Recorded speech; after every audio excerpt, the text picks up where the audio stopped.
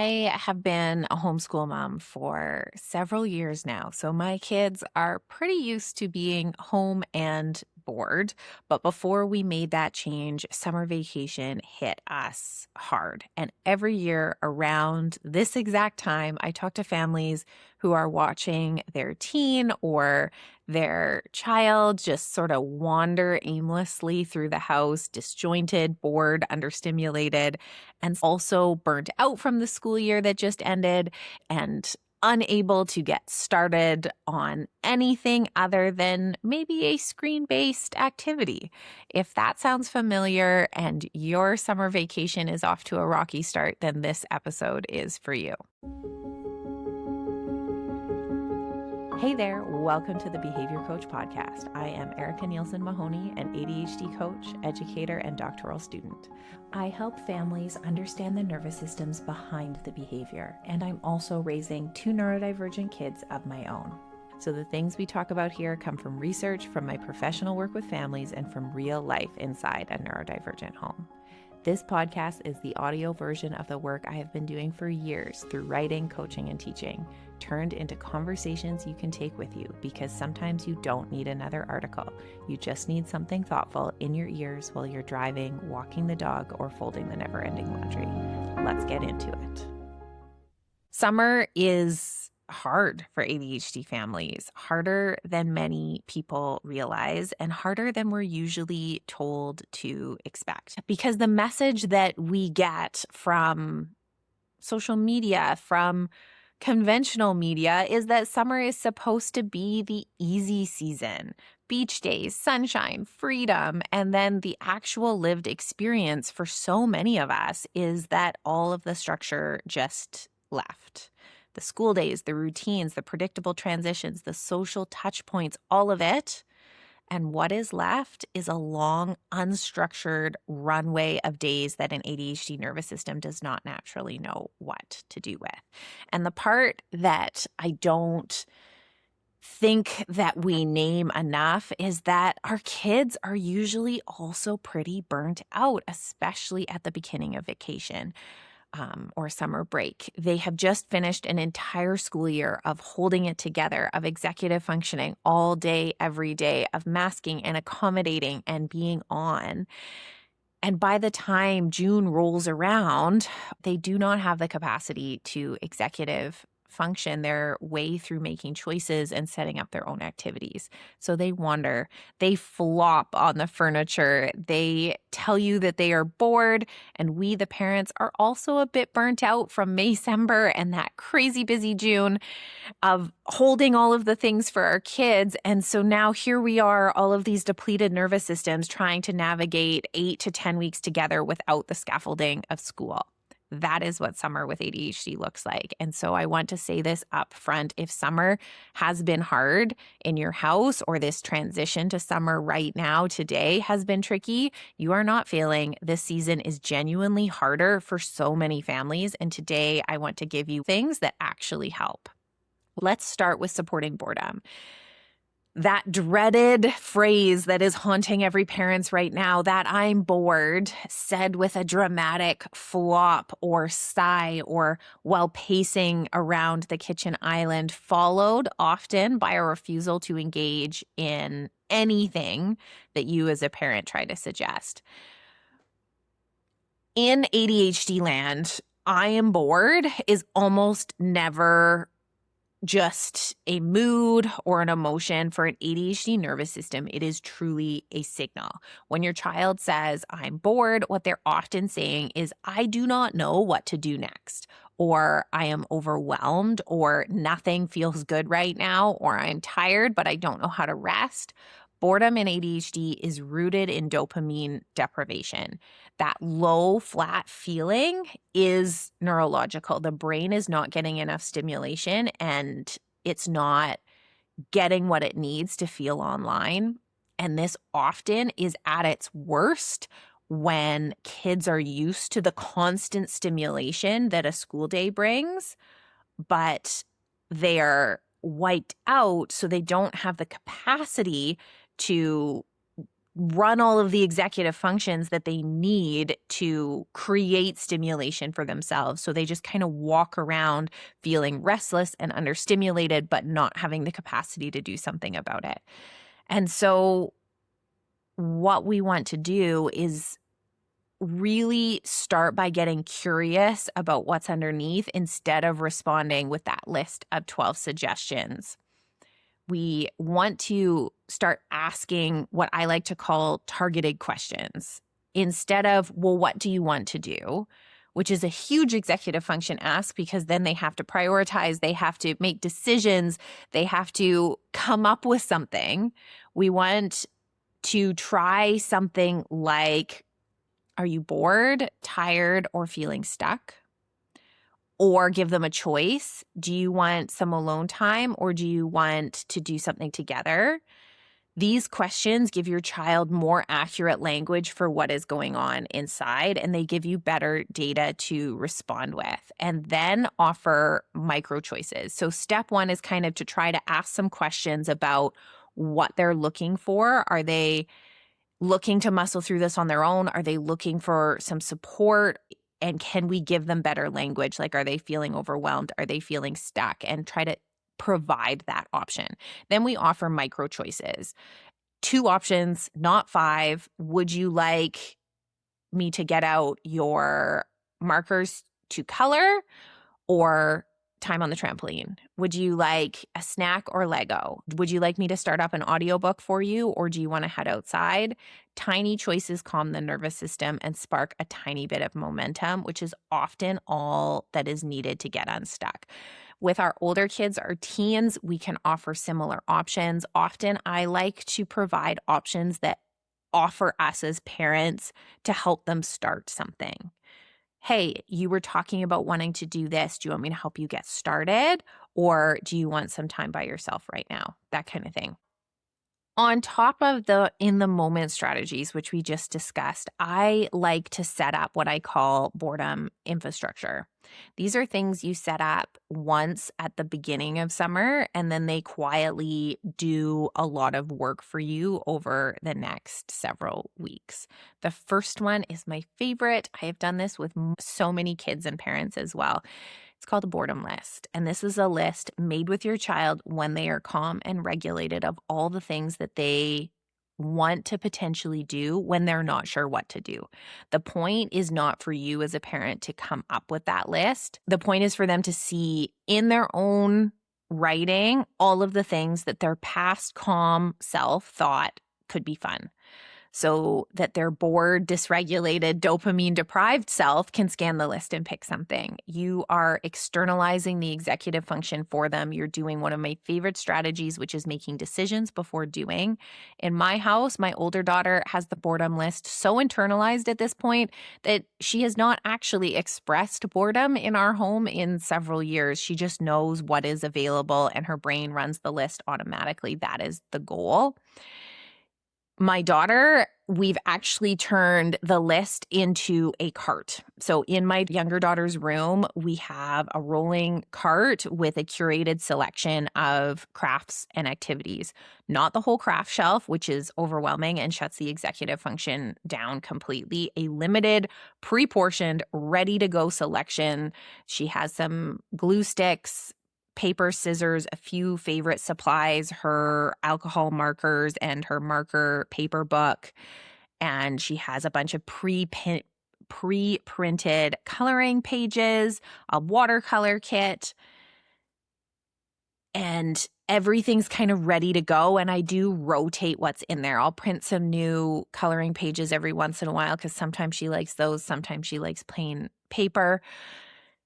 The minute you remove the executive function barrier to play or creativity, it's so much easier for kids to actually play. When kids are little, I remember when my kids were toddlers coming upon this idea called creating an invitation to play, which is simply you would set out their toys in a bit of a playscape and just let them come in and see what happens.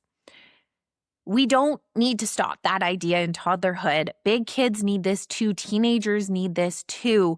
If you set some creative goals with your kids at the beginning of summer of tasks and activities that they want to do, we can have the supplies ready to go. If they want to make slime, they want to make little gecko keychains is one that one of my clients came up with. And we get all of those supplies and we put them in a cart or in a box or in a bag or on a list. And they're then ready to be reminded of them when they actually have the time. It's so much easier. This is the same principle as that prop or person idea I talked about in the executive functioning episode. We are giving the brain external structure to lean on. The cart is a prop. The list is a prop. The goal is that we don't wait for boredom to hit. We anticipate that it's coming and we have a plan for what to do when that moment comes that reduces the decision-making, the prep, the work that your child has to do to entertain themselves. Because often what happens is when we don't have that plan, we default to screens, which brings us to my next topic today, which is to talk about screens, because screens are a really easy way to get dopamine for a child to access the stimulation they're craving without having to work very hard. All they have to do is pick up that screen and press a button and they're getting stimulated. Whereas creating a beaded keychain, even though they want to do it and completing that would give dopamine, they have to go find the supplies. They have to make the decision to do it. They have to decide on what design to do. They have to sit down. They have to focus. There's so much involved in doing that task to get the dopamine, whereas a screen just gives us to it. And that is a big part of our screen battle. And so our goal is just often to have options that are really easy to access so that they don't compete with the screens. But screens are also a part of our lives. So how do we handle screens in the summer? Because let's face it, screen battles often increase in the summer. And I want to be honest about how I run this in my own house, because I don't believe in zero screens. And I also don't believe in unlimited screens. I believe in thoughtful screens and screen time that is planned and structured so kids know what to expect. My approach is more flexible in the summer than it is in the school year. I lean hard into open access for screen-based options that aren't overly stimulating, are slow-paced, and educational in nature. So my kids always have access to music on their devices, audiobooks, learning-based apps like Duolingo, digital art tools like Procreate. My younger one has a math app as well. These are creative. These are educational. We do not put time limits on those particular options in our house. They run as much as my kids want. And I'm pretty liberal in the summer with movies, especially the older, slower paced ones. We actually got a DVD player a couple of years ago on purpose, and we have been quietly building up a collection over time, mostly at thrift stores. We have the full series of Mr. Rogers' Neighborhood, and let me tell you, if you want to soothe your nervous system, watching a half an hour of Mr. Rogers' Neighborhood makes me feel good.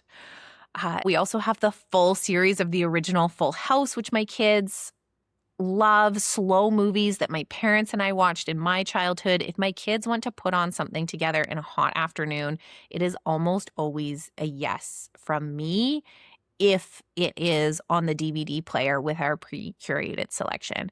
The principle I always come back to here is the displacement rule.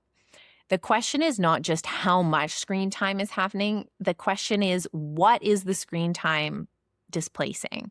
If we have already had physical activity, productivity, connection, creativity, and imagination in the day, or I know it's coming later in the day, a movie on a hot afternoon is not displacing anything terribly important. In fact, it is creating an opportunity to regulate for us to snuggle up and connect on the couch together. The stuff I am much more careful with and much more restrictive with is the flashy dopamine spike stuff. Reels, TikTok, YouTube shorts, those do not happen in my household. Certain video games, these give a kind of dopamine that makes everything else feel boring in comparison, which is what I was talking about a minute ago, and the exact opposite of what we want for an ADHD nervous system in the summer. So those get tight limits in our house and specific time homes. And I have a whole episode coming up on screens that goes deep on this that I have in the works. So that will be coming in the next month or two. Okay. Another area that I want to talk about today is day camps and camps. Sending a neurodivergent kid to a summer camp can be one of the most beautiful or one of the most stressful and overwhelming experiences of a summer. And from what I've seen in my practice and in my own home, the difference is almost entirely on about how all of the adults and the kids are prepared. Let me tell you a story about before I knew to do this. When my younger daughter she just turned 5, but this was before her ADHD and autism diagnoses. She went to a camp, and I did not prepare the teachers because I didn't have diagnoses to prepare the teachers with. And while she was at this camp, and she'd been successful at camps before, she hadn't been to many, but she'd been successful at her preschool, which I now know was very naturally accommodating. While she was there, she heard a kid say a word that she did not know. It was a swear word, and she did not understand what it meant. And she did what so many neurodivergent kids do with an unknown sensory input that seems stimulating and exciting. She impulsively started repeating it, not knowing it was bad, not meaning anything by it, just repeating it to see how it felt. And the camp counselors reacted to the use of bad language, and she did not understand because she did not know that it was bad, which felt unfair to her. And because in her experience, she had not done anything wrong, this lit up her justice sensitivity, which was there and present at age 5, and quickly tipped into overwhelm, which led her to bolt and elope, which led to more demand from the counselors who were trying to get her back and feel in control, which led to more overwhelm. It was a cluster of misunderstandings, a small unintentional social moment that escalated into a really hard day. And the thing I've come to understand is that none of it had to happen. If the camp had known her even a little, the whole thing could have been handled in about 30 seconds with a different tone of voice and a quieter corner. At the time, like I said, I didn't know how much accommodation she needed.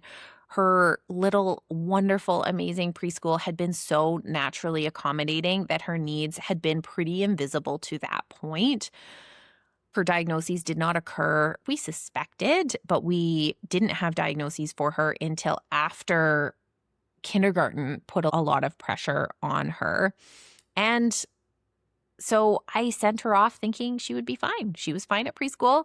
She was not fine because camp didn't know what she needed. And so now I have a system, and I want to walk you through it because I have also walked many of my parent clients through it, and it has worked for my family and for the families I coach every single time. Step 1, I email the camp coordinator ahead of time before the first day. I let them know that my daughter has accommodation needs, and I let them know that she has thrived in several camps in the past.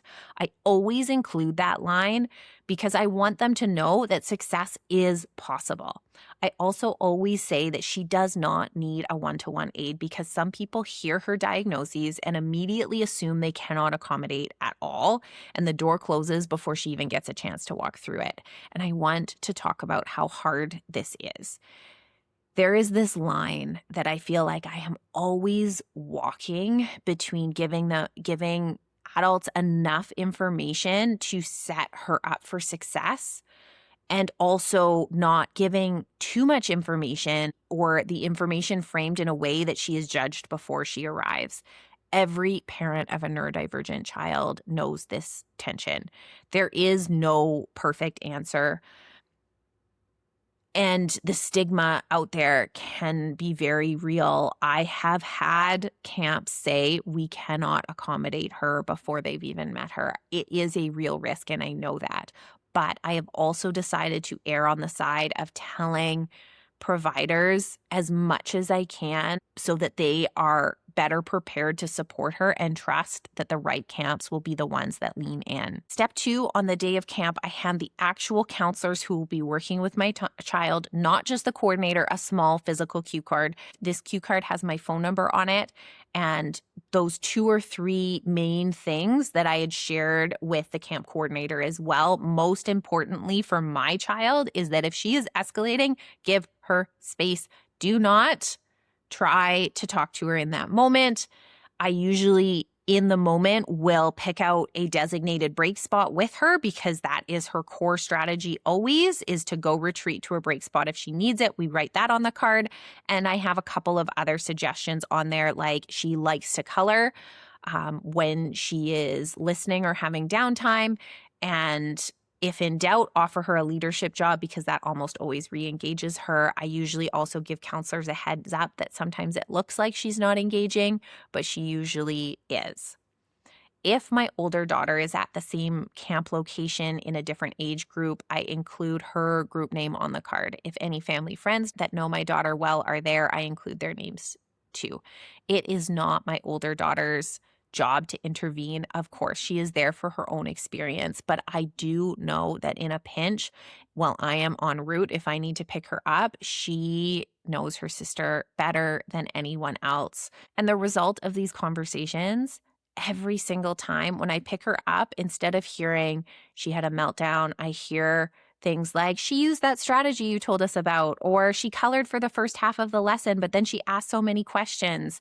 The payoff of these conversations is that she gets a real chance to succeed because the adults are open to trying. Adults, for the most part, that work with kids, we love knowing what to do because when a child is escalating or struggling, it is overwhelming for us as adults. And so offering these tools is almost always helpful.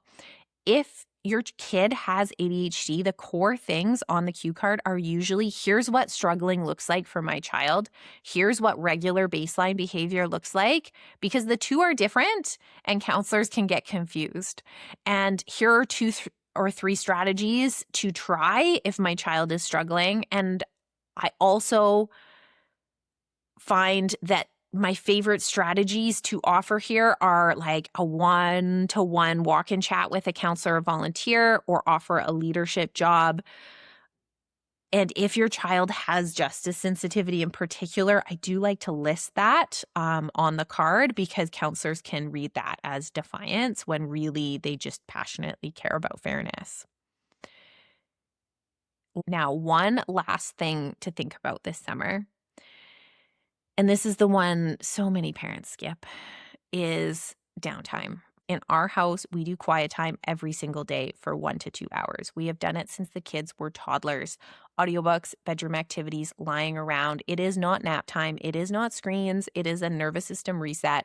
And we do it every single day that we are home. And I want to say that our parents who are listening and thinking that would never work in my kids do not love it at first, usually.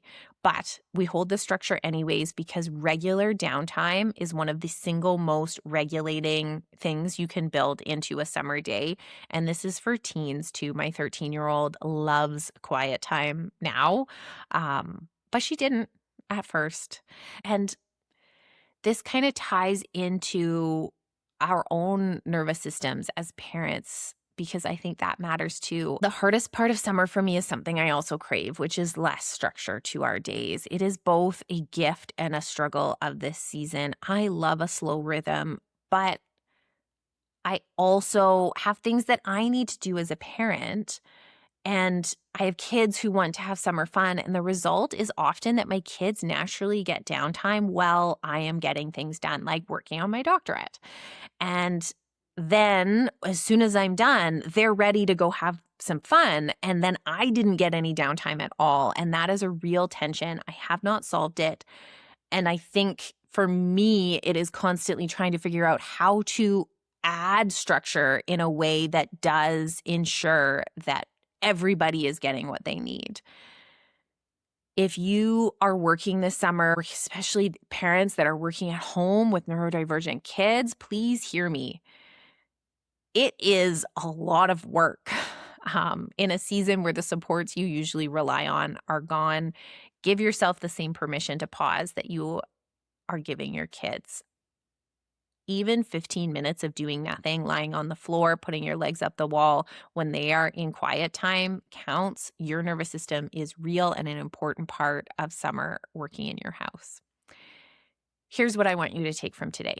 You do not need to make summer perfect. You do not need to fill every day with activities. What your kids need and what you need is rhythm that is flexible, infrastructure in place that quietly does some of the work, and permission to rest. That is it. Your action item for this week, pick one of the things we talked about today. Maybe create a boredom list or make a boredom cart for one of your kids, or think about your screen plan for the summer, or create a cue card for your kids' camp that starts next week, or start talking to your kids about implementing a quiet hour in the afternoons. Whatever feels relevant to your household, build that one thing this week and see if it can do some support work for you for the rest of the summer. Next week, we're going to talk about something that comes up for every family at this time of year, which is travel. Travel with neurodivergent kids is its own conversation full of new environments, transitions, new sensory loads, and new safety considerations. I will see you there. Thank you so much for spending time with me today. If this episode gave you something, a new way to think about what's happening in your home, a moment where you felt a little less alone in this, I would love for you to share it with someone who might need it too. Until next time, take care of yourself. You are doing harder work than most people understand, and you're showing up for it. That matters.